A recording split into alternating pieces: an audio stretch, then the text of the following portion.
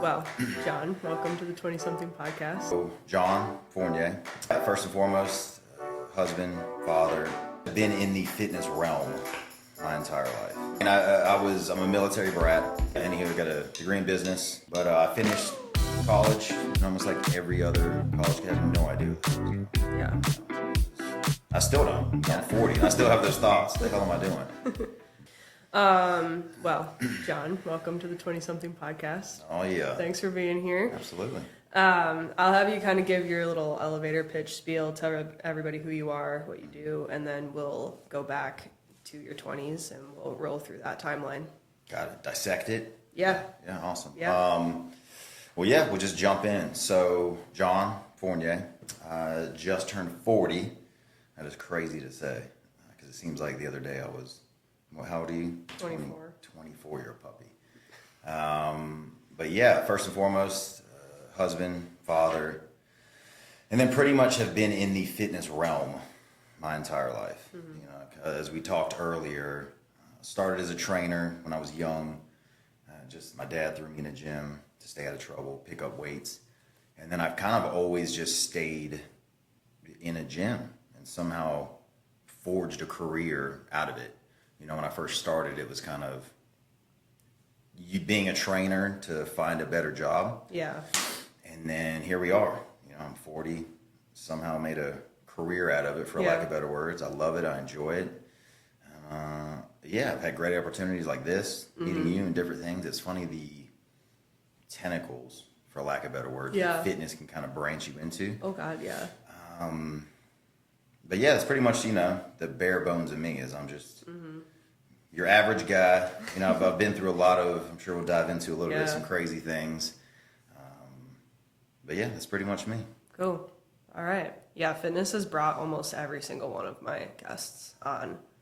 I think everybody that I've brought on has been somebody I met through. Yeah, it's like the nucleus of it. Yeah, either First Form or Run Club or here in Greenville, which has been cool. But all right, let's go back to beginning of your 20s. Okay. I remember. Most people start, they usually start with college if they went, or wherever you think is relevant to start, and we can just kind of walk through that, and I'm sure we'll go off on different tangents and stuff. And I'm famous for going down rabbit holes, so don't be afraid to. Yeah. But no, I mean, I'm a military brat. Okay. I was born in Fort Myers, Florida. Very shortly after that, I actually moved to Alaska. My dad had to join the Army to get a job because he was extremely young when they had me. So Fairbanks, Alaska, we moved to when I don't even remember how old. And my first memories were it's either dark or always light in Alaska. Yeah. You know, so I remember a little bit of that.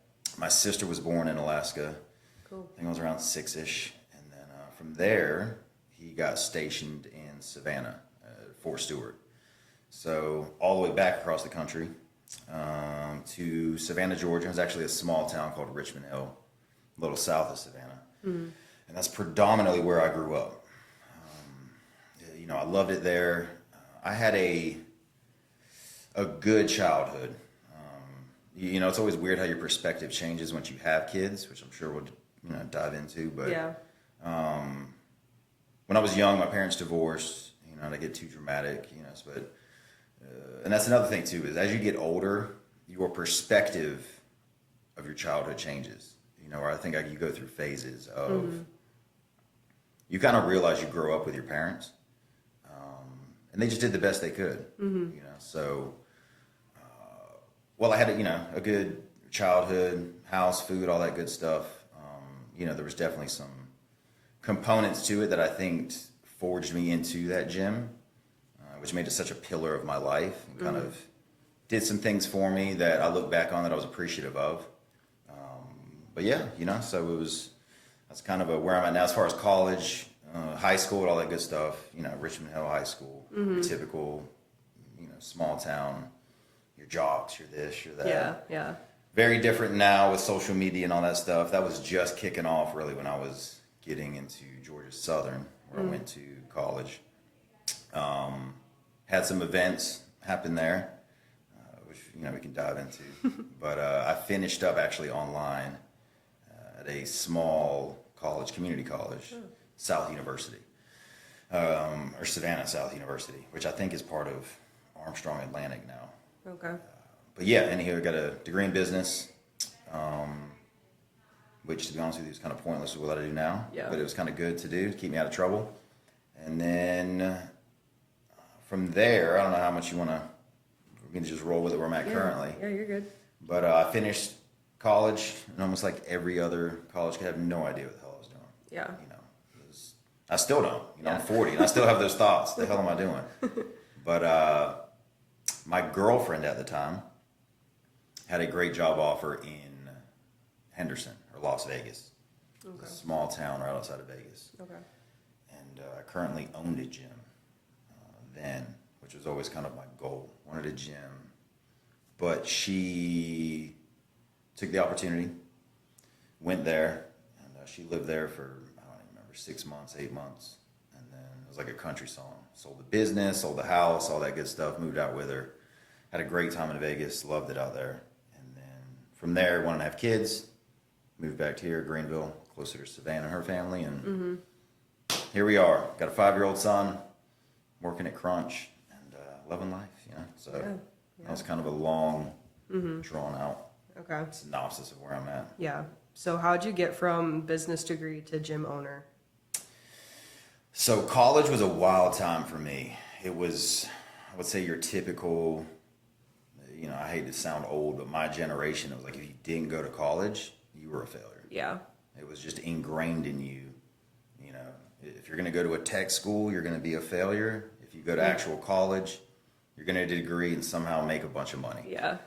So went to Georgia Southern and completely just shit the bed. I wild out, partied, drinking, every box you want to check of your typical just college kid, I did. And there were some wild times. I mean, it was from partying, drugs, females, everything you can think of. I was just loose on all ends. So ideally, I pretty much just got in some trouble, failed out of school, which like kind of coincided with a really bad motorcycle wreck I was in on May 11th of 2007, which kind of was a huge pivot for me and kind of branched into why I got into fitness so hard. So after that wreck, I pretty much was in a wheelchair for about 8 months. Wow. Both legs broken, ribs. I mean, I was jacked up for a while. Going through physical therapy, I had a great physical therapist. Her name was Megan.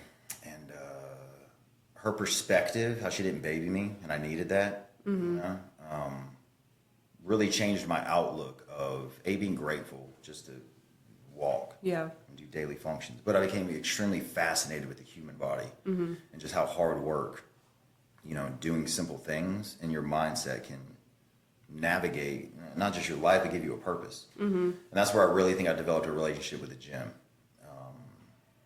where the gym doesn't leave. I control the outcomes. I know the environment. And that really attracted me to it because it was simple. It was basic. It was raw. There was no any other feelings with it. Like the energy you put in, the outcome you'll get out is just simple for me. Yeah.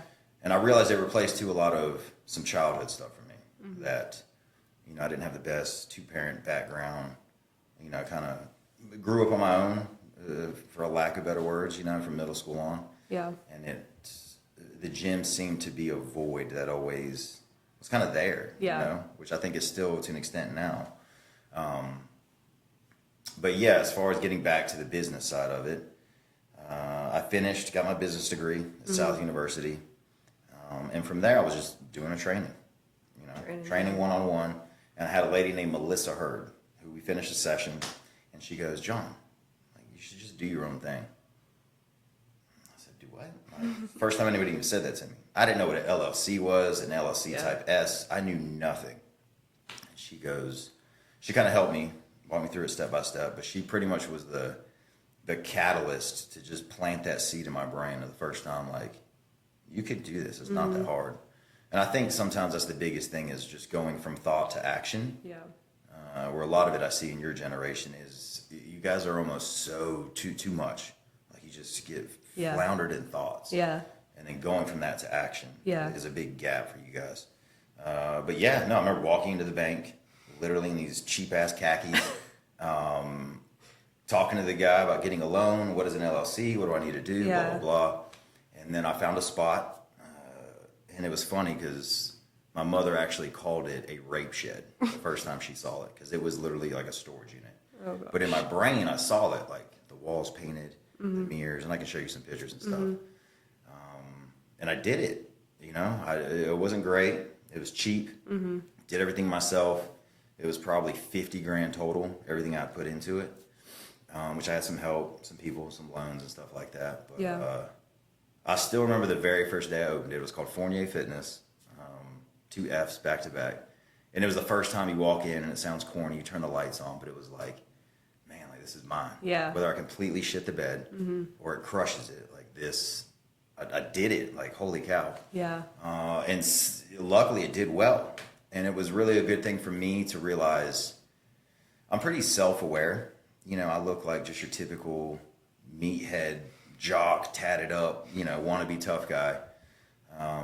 But it was very validating that day one I opened, of the community that came in, the people that just bought training and invested with me and stuff like that. And it really helped me propel myself mentally to know, like, man, I can do this. Yeah.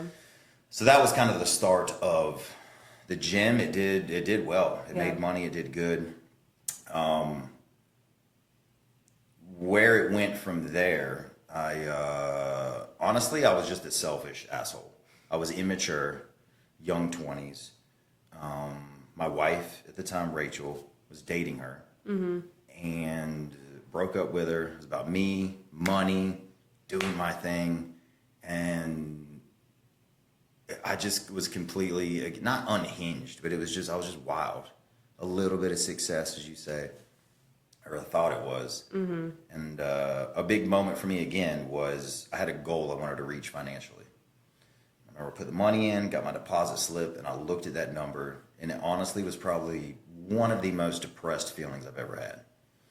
And I was like trying to fight it, like, man, what's wrong with me? Like I hit this number, and at 100%, all I thought about was Rachel. Yeah. And that was it. Was, man, like I just wanted to sit with her and, as you guys say, just chill, just watch a Netflix show, and you know, that was it. So that led me down the road of just trying to get back with her. And we can, you know, obviously talk about that later, but somehow forged my way back into that. And then, that was it. So I know that was a long-winded answer of how the gym started. I prefer that. There was no clean-cut way, but I think it was just key moments for me have kind of dictated my life. Yeah. A motorcycle wreck was a huge thing for me, tying into fitness. Melissa Hurd, her having like to plant that seed of just changing my mindset a little, like, damn, if this lady thinks I could do it, like, why can't I do it?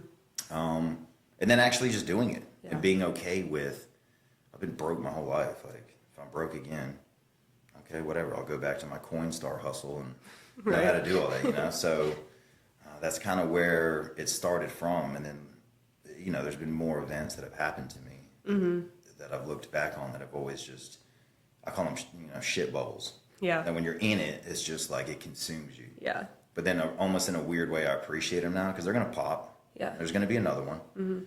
But the growth you get from it, kind of how it calluses you up, is something I wish I could tell my younger self. It's like I almost enjoy that shit bubble, as weird as it sounds, you know? Yeah. My roommate and I talk about it like that a little bit when stuff's going on. We always say, you know what, this is going to make a really good podcast episode someday when shit's hitting the fan. And that's similar to that, like a really good mindset shift to, all right, you got to go through it. So just freaking go through it. You're going to come out on top, and then you're going to learn something and you're going to apply it. And then in a year you can sit down and talk about it. It might help somebody, and you might even laugh about it. Yeah. And it's the same with you. I'm sure when you wanted to start this podcast, you know, your thought of it in the beginning, you have all these grand thoughts, but then actually putting it to action, sometimes you're like, oh shit, what am I doing? Yeah. Like, this is going to be a disaster. And it was. But then even if one person watches this or nobody, like being okay with that Yeah. That's the biggest like thing I wish I could tell my younger self was just, and I don't know how much I'm allowed to cuss or anything on this. You're fine. Yeah. But like to just not give a fuck. And I know it's sometimes so easy to say, but there's so much freedom. And I think it is just, as you get older, you just don't care. Like, I don't know, way the values of something of what, like, you shift, or I think a big thing is having a kid. I think definitely was another huge moment for me.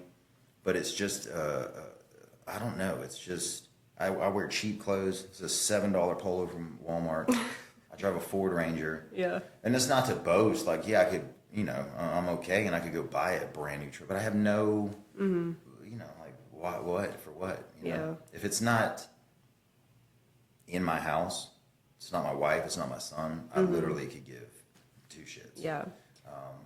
And that's definitely, I see a huge difference, I think, with my sister who's younger, your generation of, not the social media and all these hot words, but it's such a huge thing you see every day on this phone is perfect, perfect, perfect, especially in fitness. Yeah.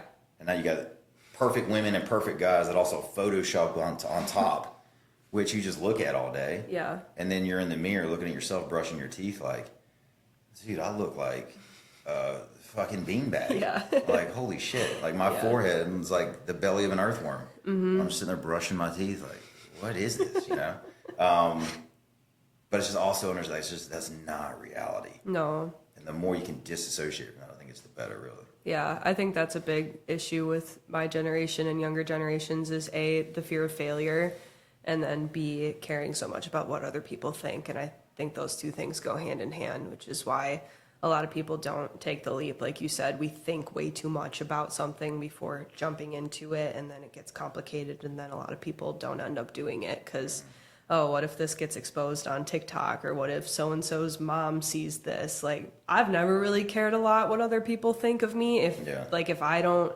talk to you on a daily basis, if you don't bring value into my life, I don't care what you think about me because it doesn't matter. Yeah. But a lot of people, because of social media, do. I think that's a big problem.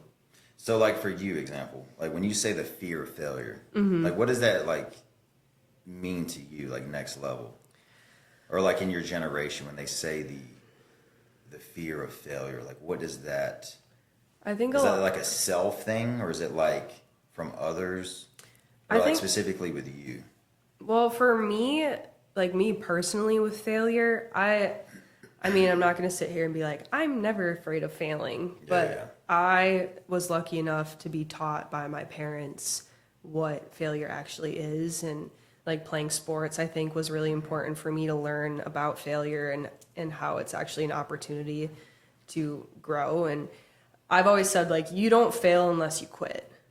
Stuff can happen, but as long as you pick yourself back up and figure out the next way to go and learn from it, that's not exactly failing. But I think people in my generation struggle with like the financial end of failing, especially when it comes to starting a business. It's been pretty tough economically recently, which we're hoping to see on the uprise soon here. And then I guess probably like jobs too. Just in my like close circle of friends, that's been one of the hot topics is like, well, what if I go try something and then I can't get another job because I don't have any experience in said area? I guess the job market is pretty crazy right now too, with people wanting a whole bunch of experience for 24-year-olds who got out of college 2 years. I don't have 5 years of experience to give to you, but teach me and I'll learn, Do you think, and this is where I always try to like not be that guy to say like, oh, your generation's just lazy, no work ethic and things like that. Because if I am being honest though too, and I'm sure this is going to ruffle a few feathers, I do think your generation is extremely smart, tech savvy, incredibly smart with what you guys can do, and like all this AI stuff and stuff that's wild to me. But it is hard not to, from my prism, look at some of you guys as I had these words like soft or no, that work ethic piece. Yeah. Because I don't know if it's just not sexy anymore. But like if I was to, or like my son Zane, if he was your age, and he was like, Dad, I'm starting a bit or whatever, I'd say, dude, go be a plumber, go get into HVAC, go get into something welding, and then figure shit out as you're doing that shit. And I think that's something that I don't know, which maybe you can speak on better, that if it's just not that social media above, you know, you don't see a plumber like, hey, I'm out here just cleaning shit. Or because to me, there is a lot of jobs available, but they're not sexy. Right. They're not Instagram this. Yes. Like, so I think there's money to be made. I just don't know if it ties into that image of it. Like, oh man, if I'm working in an attic doing some HVAC stuff, this girl I want that, you know, blah, blah, blah. Yeah. So I don't know if that's part of it that you could like maybe speak to, or what that kind of, that's always a struggle for me that I hear kids like that. And it's that thought to action where I'm like, there's a lot of jobs. They're not, again, right. Attractive jobs, but like BMW or these, and it's not one of those, I think, and I may be off tilt here, that you guys think it's all or nothing. Like, I have to start here, and this is going to be my final, like, my job that I have to build. But then I'm like, hey, it's okay. You're 18. Yeah. Or you're 28. You're supposed to shit the bed multiple times, you know. You're not going to have the love of your life at 25. You're not going to have it figured out at 35. Hell, I'm 40. I still wake up sometimes and I'm like, damn, dude, I work in a gym. I'm 40 years old. What am I doing? Yeah. But in perspective, I have a beautiful wife. I have a beautiful son. I have a house. I'm blessed beyond belief to even be in a position to sit here and think like, oh man, what, you know, poor me, da da da da. So I think perspective is sometimes key. But what do you think, to get back to it, like, is that struggle for your guys is like doing jobs of that, the blue collar type things? Yeah, I think that like social pressure is a lot of the like factor into that. Like the hot jobs right now are like the marketing, like the social media marketing or the content creation, or everybody wants to be an influencer type of thing. And that's all great, but like you said, you know, go do the grunt work and then build that on the side. Like, I always put this podcast, for example, it'd be really freaking stupid of me to quit my jobs and just do this podcast. It's not bringing me in any money, because it's cool to be a podcaster and it's social media worthy. And I kind of learned that the hard way this year. Like, when I moved here, I didn't have a job. I quit my job in Wisconsin. I moved here. I didn't have a job. I was working like part-time remote, doing some online coaching, and I was trying to get into like literally anything. My dad's in medical sales. I was like, great, I'll make a lot of money in medical sales. But I couldn't get it. And I was like, I don't know what to do, Dad. Like, I'm not making any money. Like, the podcast sucks. This sucks. And he's like, well, then you need a gap. You need a bridge. Yeah. So go frickin' waitress, or go do this, or go do that. And that's what I did. I went and got a waitressing job before I started working at Crunch. But people don't want to do that because it's not cool to be a waitress or to be a bartender or a barista. But sometimes you just got to do whatever it takes to pay the bills. You know, that's not necessarily who you are. And I think that's another thing, is my generation associates so much of what they do for work with who they are as a person. And I think it can go both ways. I think it's great if you can be passionate about what you do for work, but you don't have to be 100%, well, I'm a chiropractor, so I'm a chiropractor only. People ask me who I am, I'm a chiropractor. I think you need to have more sense of self and be able to like disassociate from that 9 to 5 if that's not the dream. Do you think a lot of that stems just from social media? I think so. I actually had a conversation with one of my clients' sons. He's a teenager and he's kind of, you know, all in that. The TikTok and all that, and he was talking about dating and how, like, the pressure of being this, you know, whatever these hot TikToks are, and I wonder how much that ties into it, you know, of, you know, and to be honest, like, would it bother you or your group of friends if a guy it was a plumber? Like, would you be embarrassed? Maybe not you specifically, but do you think, like, your generation, a girl would say, like, oh, this is my new boyfriend, John, and he's a plumber. Is there, like, a stigma kind of attached to that where it's like, maybe if he's not Because I wonder that, you know, typically in females too, the first question, like, oh, I'm dating this new guy, Josh. Usually the first question they ask is, what does he do? Yeah, what does he do? You know? So I think some of it is kind of that, like, that pressure of it. Like, man, it's not cool to, I'm a welder. Yeah. If you make $100K or whatever that may be, you know? Yeah. So that was a good conversation with him where he asked those kind of questions. Like, man, that's kind of a good point. Like, you know, I understand that I'm 40 and I don't give a shit anymore. Like, Yeah. about trying to impress them, whatever. Right. But these new kids growing up, or these younger, you know, men having that, like, oh, I got to drive this car or this, that, and it's already setting himself up by having a $700 payment for a BMW X32 that nobody gives a shit about, really. Yeah. I think like my age and up now is like leaning more towards wanting to date men no younger than 28.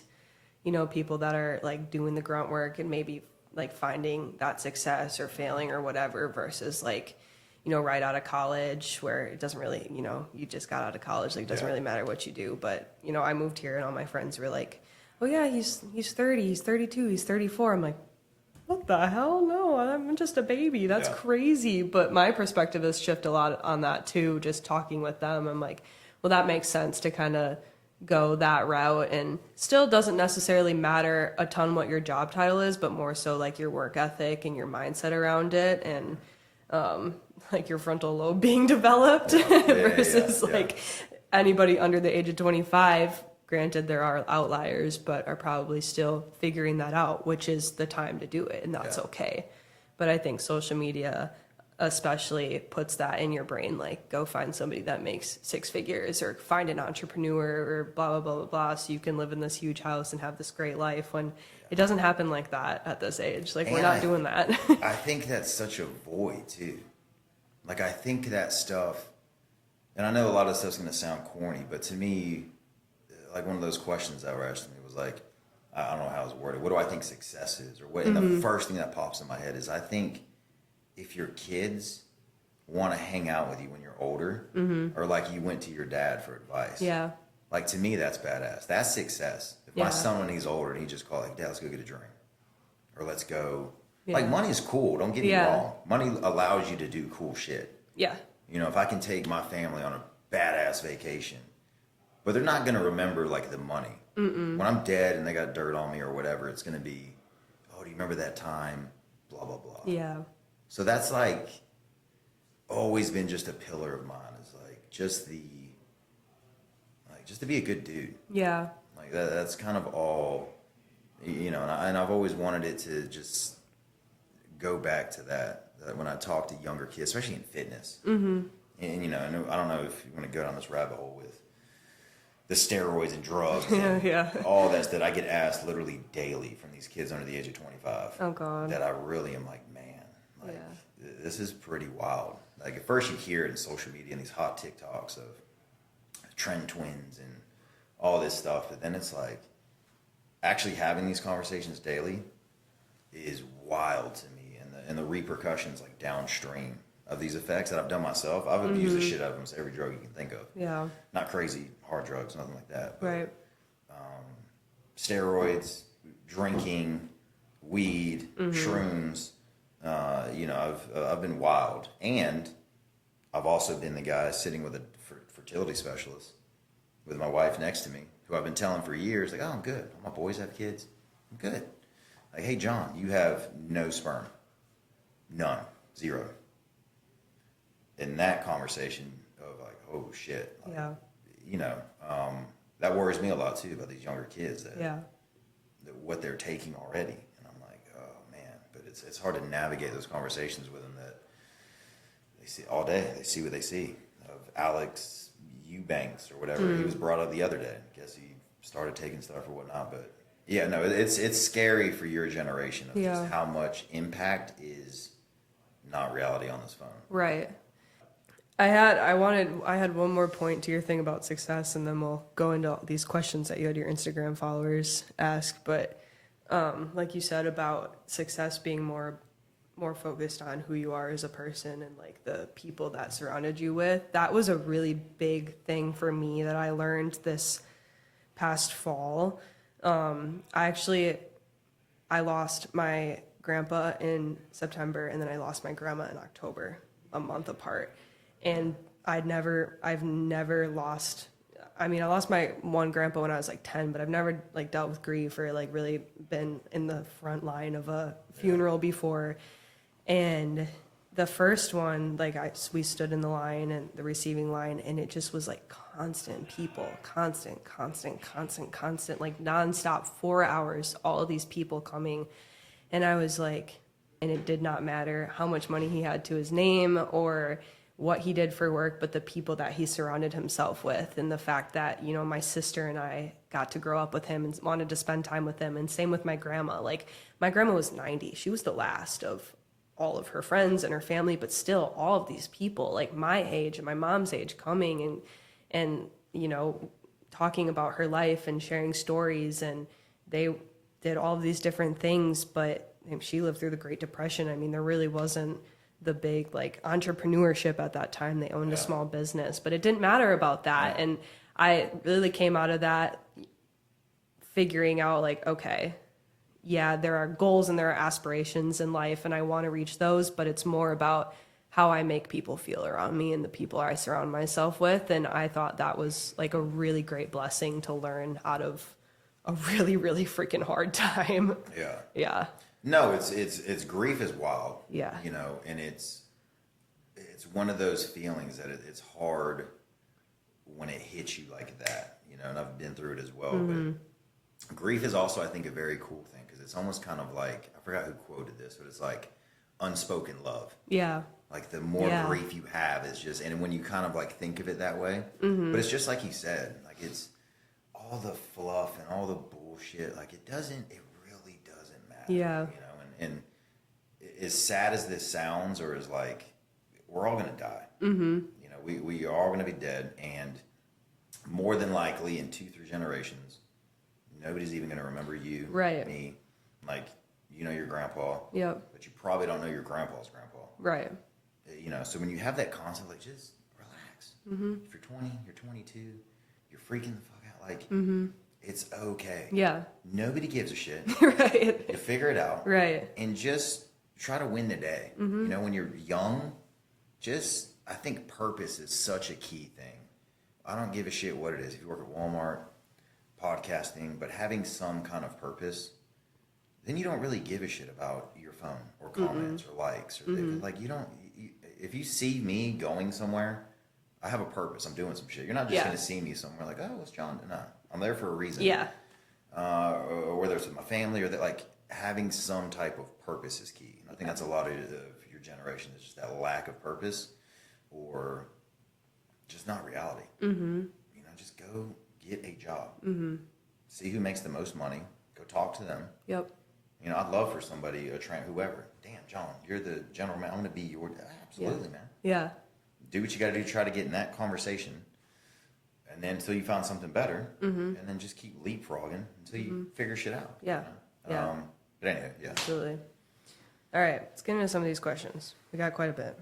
Top of the list: top financial mistakes you see young people making. Was that Sam? Ryan. Ryan. Keep it simple. Honestly, first and foremost, man, these damn cars. Yeah. Like image. You know, I think trying to fill that void of insecurity with the new iPhone 78 or fucking BMW or all this shit that, like, who gives a shit? Yeah. Who honestly gives a shit? Nobody except you. Mm-hmm. And if you got the money, cool, do your thing. But if you have a $700 car payment, and you know, do not have at least a decent savings, and you're having that conversation, like, figure some shit out. Yeah. You know? So the first thing that popped in my head, I'd say, is those cars. Yeah. Yeah, I would have done anything to run my last car into the ground, but it wouldn't have. And this is also coming from a guy who had a almost $900 truck payment. Oh my God. Being that guy with the That's fake more watch, than my rent. the glasses. I was that guy. So I get it. But that's what I'm telling you from experience. Yeah. I didn't hop out the truck and it was some Axe commercial with girls throwing panties at me. Like, Nobody gave a shit except like my buddy. He was like, "Oh, it's a cool truck." Cool truck. Which is actually funny with the gym. Like guys work out so hard now. I feel to get jacked, and like no girls really care. It's not like No. you know guys care. Like, oh, dude, that dude's jacked. Yeah. You know, it's just funny to me. Yeah. Anyways, all right. All right. Let's see here. Relationship advice you would give your son, from Sam. That was a good one, Sam. Oof, man.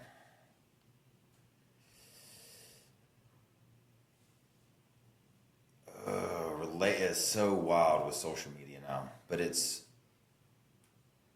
like you need. Like I am so blessed with my wife. It's unreal, to be honest with you. Mm-hmm. Like she, I don't even know how to like word it correctly of how much of an anchor she is for me, or like a barometer. But if I had to talk to Zane, I would just say, like, live your life, be smart. You know, the first girl you dated 18 or 20, more than likely not going to be the one you marry. Yeah. Understand the process, but really don't, like, listen to your gut. Have a good moral compass. And really look for qualities that, like, make you better. Mm-hmm. That get you uncomfortable. She'll call you on your shit. That she gets you moving in your seat a little. You know, like to this day, I talk a lot of shit. Oh, I'm the man. My wife pulls in that driveway, I'm fucking cleaning something. I'm like, oh, like she runs it.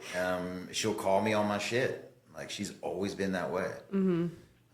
And I love it. I'm more than fortunate for how immature I was when I'm younger to be blessed to still be able to call her my wife. Yeah. You know. So relationship advice I'd give my son is just enjoy life, have fun, mm-hmm.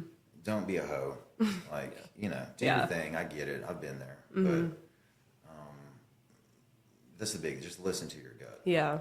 And if you wouldn't like introduce you to your mother, I probably would, Right. I get it. Do your thing, while out, but don't, get invested in it. Yeah. I've heard the advice that if you wouldn't want your son or your daughter to be like your partner, then they're not the right one. That's a good one. Yeah, I liked that a lot. Yeah. I think dating apps have kind of messed up that. Your dating world is wild. How you guys, I don't know your situation, if you're married, he's off camera. I couldn't do it. I couldn't, like me and my wife joke about that all the time. Like if I got divorced, like Little Caesars, some Xbox, I'm done. I could not imagine, like, everything about everybody. Yeah, and then you Like, can what's the like have point the of time to create these like false narratives about them before like. Yeah, now see, I was the opposite. I didn't get married until she's gonna kill me, 30-ish. Didn't have my son till 35. Because again, I realized I'm always self-aware and brutally honest. So when I was dating, if you immediately kind of controlled how I felt, I was out. Yeah, I'm like this, I'm out. But I always knew that about myself. I didn't jump in anything early. Yeah. Me at 23 versus 33, for like completely different mindset. Light years of a difference. Oh my gosh, yeah. Well, that's a whole decade. 23 to 33. All right. Let's see here. What would you say your biggest achievement is? And Sarah asked that question. Biggest achievement. Oof. Sounds corny. My family. Like, from where the family you come from has nothing to do with the family you can build. Mm-hmm. That, I would say, is probably my biggest accomplishment, is building the family I currently have. Yeah. Top advice you've received over the years, from Matt. Cat Daddy Matt. Top advice. Don't give a shit about, if you wouldn't take advice from that person. Yeah. Like, don't give a shit about what they say. Like, who cares? Yeah. That's the biggest thing is, and I just heard that not too long ago, but that'd be the biggest thing is Yeah. don't give a shit what people say. Yeah. You don't go home to them. Yeah. They're not thinking about you. Right. So if somebody, obviously I'm not saying this to you, if somebody calls you fat on Instagram or calls me old and my hair, I'm losing my hair, who cares? Yeah. I don't feel like you got to immediately like, oh, you can Yeah. do whatever. Like Yeah. that. Just be you. Live life, have fun. That's it. Yeah. I think that correlates a lot to what you said about this generation being kind of soft, is everybody's like, oh, they said this about me, and like, would you want to wear their shoes for a day? No. Then why do you care? Yeah. What value does that add to your life? And it bothers me now seeing kids Zane's age, you know, he's 5. Yeah. And these kids know how to navigate a phone better than me. That's crazy. Or tablets, and it's just, I hate to say lazy parents, because I'm never going to be the parent to call another parent out on some shit. Right. It does bother me. Just, you go to a restaurant, if us three are eating, we're looking at phone, like, it's sad. Yeah. I'm never I saw this wedding photo of, I don't know when they took it, it's probably before the ceremony, but everybody was just looking down and depressed because he had cropped out all the phones in the picture, and it looked like a funeral. Like everybody just looking down, sad, and then he had it side by side with everybody holding their phone. I was like, Wow. holy shit, that's wild. That's But crazy. Yeah, this world's gonna be wild for sure. Yeah, Eventually, we're all gonna be wearing those goggles. we have a problem. Yeah, 100%. I have a problem, and I know that. It's Oh, we like- all have a problem. Even me. I'm Yeah. not very tech savvy, but Yeah. even like, I'll like grab my phone and then Yeah. I'm like, what am I doing? Yeah. Like, Yeah. I'm trying to be any time I go home within like the first 15 minutes, my dad's like, what could you possibly be looking at right now? And then another 50, put your phone down. My dad, I'm 24 years old. I'm almost 25. My dad will still take my phone away from Yeah. me. That's crazy. Okay. Tips on getting started on a weight loss journey from Sarah with no H. Just start. That's another big thing I deal with like clients and, you know, like you day to day is people get overwhelmed. Yeah. There's so much information now that people get vertical diet, paleo, like, oh, Ozempic, all this shit. Like, just fucking start. Yeah. Quit eating shit, move a little more, and things will like arbitrarily start getting better. Right. But again, thought to action. Oh, I need to do this. I need, you know, like just go. Yeah. Get your ass in the gym. Yep. Get on a treadmill. Yeah. You'll organically start to figure shit out. That would be my tip. Just Okay. most people instinctively know what to do. It's no different than money. Like you know, I shouldn't be getting Starbucks every day. Yeah. I'm gonna save some money. You can get into the details later, but same thing with fitness. Yeah. If you're fat as shit, quit eating shit, move a little more. Yeah. Don't overcomplicate it. Yeah. There was a question that could go hand in hand with that. Ozempic. Thoughts on Ozempic from Zach. Well, I am not a medical professional by no means. Yeah. And I probably have a little different outtake on this. That I think for some people, it's actually could be a good tool. I do think, well, let's start with yes, it can definitely be abused. It can definitely, of course, it eats a lot of muscle tissue versus fat loss. But I think for some individuals that have battled with weight loss, if it is a spark to get you going, I don't think it is a long-term fix. Right. And should be looked at it that way, like, oh, I can take Ozempic and still eat Twinkies. Like, that's not the right process. If you have all your other ducks in a row, it can be a good tool to assist to get things moving for you. Yeah. I wouldn't look at it as a all-out solution, but I think it can be used safely. Because at the end of the day, it's like, you know, if I have a client that's 300 plus pounds who's going to check all these of diabetes, blood pressure, and downstream, we don't know the full effects yet, but if it can help get some weight off of her to Yeah. get her other metrics and blood work and things in line, Right. you know, it's kind of like pick your battle. So I wouldn't look at it as a long-term solution, but for Yeah. some, if you can have an honest conversation with yourself, like nutrition, training, Right.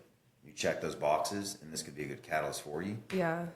Absolutely. Yeah. Just not the Band-Aid effect, like most Exactly. medications. Yeah. Don't slap Yeah, it yeah. on and ignore Yeah. what's going on underneath Something it. like HCG diet was a big fad and all this stuff. Like, it's not going to fix the problem.